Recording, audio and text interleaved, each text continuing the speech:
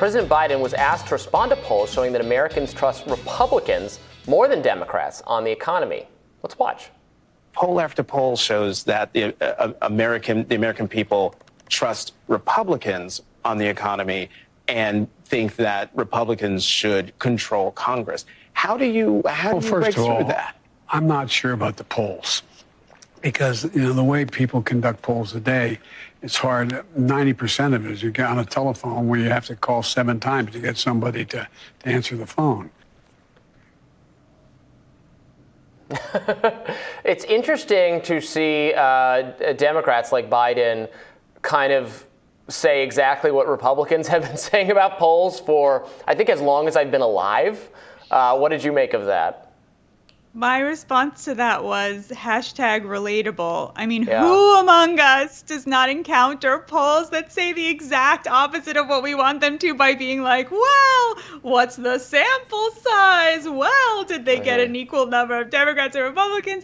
I mean, this is so relatable. We all do this. We all have confirmation bias. We all want polls to say what we want them to. And we all encounter things that support our arguments with a lot more compassion and willingness to believe that it's true, and we encounter things that don't support our arguments with like the highest levels of skepticism. So, a president who struggled, I think, to be relatable to the American people, I really looked at that and went, it me. Yeah.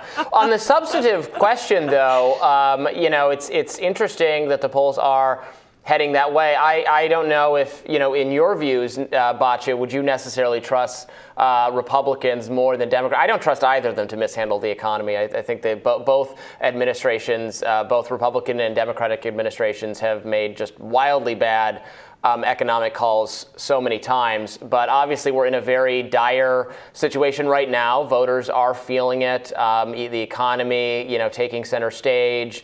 Food prices, gas prices, et cetera. Clearly, the administration is not conveying to the American people that its priorities are in line with their priorities.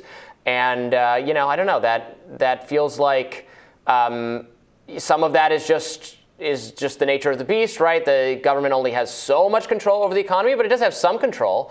We're spending millions more for Ukraine's defense every week, every month, that could be spent elsewhere, and other things. So I guess I understand why, if voters are saying, well, we're kind of sick of Democrats' priorities, of Biden's priorities on this, we want to give Republicans another shot. I think if Kevin McCarthy makes good on his promise that the Republicans' approach to Ukraine is going to be no more money, time to negotiate, that is going to have a big impact on inflation because it's going to impact the price of food globally. It's going to affect the price of gas. The Republicans also are better on gas, oil, energy than the Democrats, and that is where 50% of the inflation is coming from. But other than what that one, throwaway comment from McCarthy about Ukraine, I don't hear the Republicans offering any plans to get the price of food down, which is, food and gas are really the most important issues when it comes to inflation. I haven't heard any. They'll say, less government spending. Maybe, but that's not going to bring down the price of chicken, right? So I really feel like that there, it's clear that the Biden administration has no clue what to do, no plan for helping inflation. The approach to bringing down the price of gas has been to release the strategic reserves, which is a terrifying thing to be doing and not a long-term solution. On that issue, I do believe the Republicans are better, but not on the other issues. So it is dispiriting, but I do think that, to say these polls are wrong seems a little bit like wishful thinking. Americans, I think, are very good at judging what's in their best interests.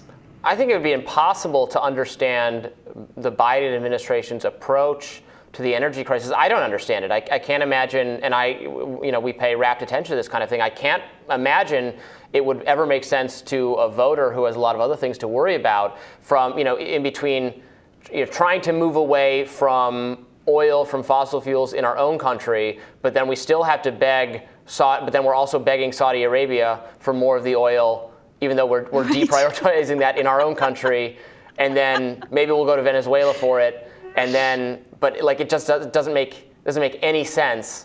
And then Saudi Arabia is not even playing ball, despite us overlooking their horrific human rights abuses. So, like, what was the point of that?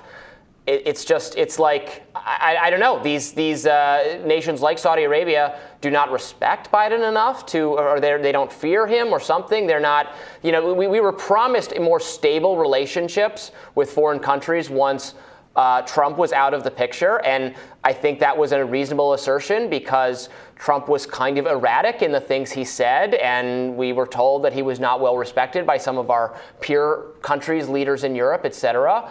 But I don't know. It doesn't look like Biden has this commanding presence and has been able to get what he wants out of people like Saudi Arabia. Obviously, worse or more reckless behavior from Putin than we saw under the Trump administration. I don't know. At some point, you have to say, well, things are not going that great. Even if Trump seemed quite irrational. I agree, but.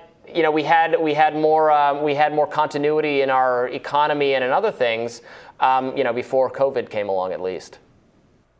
Well, speaking of commanding respect, the president also weighed in on Vice President Kamala Harris's job as VP so far. Let's hear what he had to say.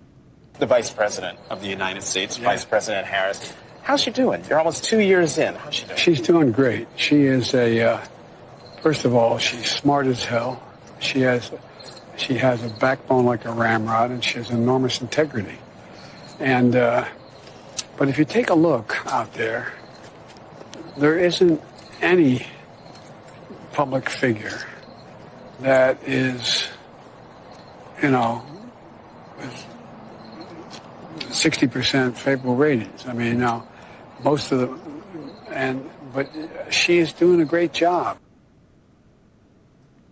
What is she doing, though? I think that's the question that doesn't quite get answered there.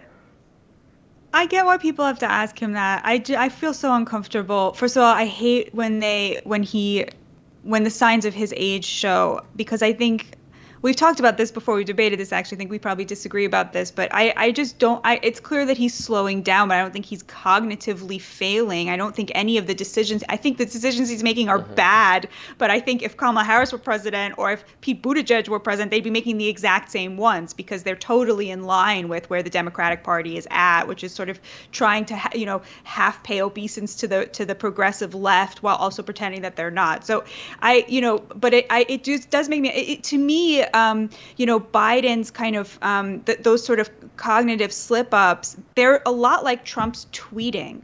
Like it's something that, people love to discuss. They love to sort of create sort of feeling and emotion and drama. The right loves to attack him for it, but it's really immaterial to the decisions he's making. And unfortunately, I feel a little bit like Kamala Harris is one of those things, like a sort of uncomfortable fact that, she has been a little bit set up to fail. They gave her a lot of just a brief that was full of things that she had no authority to really make good on. And so she was put in this position where she was in charge of the most important issues, but like take immigration, for example, the Biden administration was certainly not going to let her do anything close to enforce the border.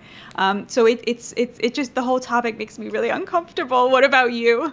No, there was no hope for success on her kind of immigration mission. Obviously, Congress needs to do something to fix our immigration security and then our immigration policies. It's really on Congress to do that. So yeah, you feel sorry for her stuck with that job, which is obviously going to look.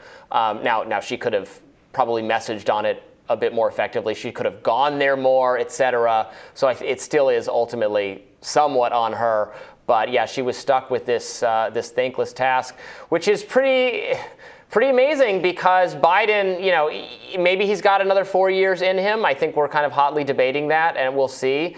But she's going to be his kind of de facto successor, and I think quite a politically weak one, which will, give the Republicans a huge opportunity 4 years from now, if they haven't already seized this opportunity and then screwed that up, letting things, circle back to Democrats in 4 years. I don't know. We'll see, I guess. But we'll have more Rising right after this. Stay tuned.